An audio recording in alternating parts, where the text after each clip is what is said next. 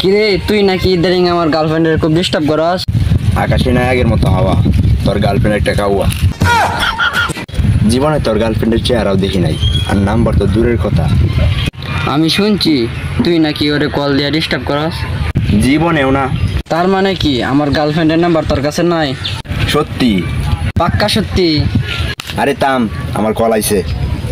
Hello কাকা, হ্যাঁ number লাগবো 01715221786।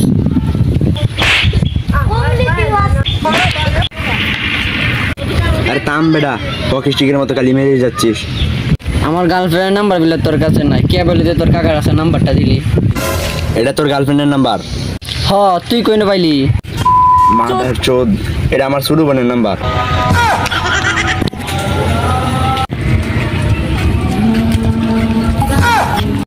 দোস্ত আমার ভুল হয়ে গেছে, মাফ কইরা দে।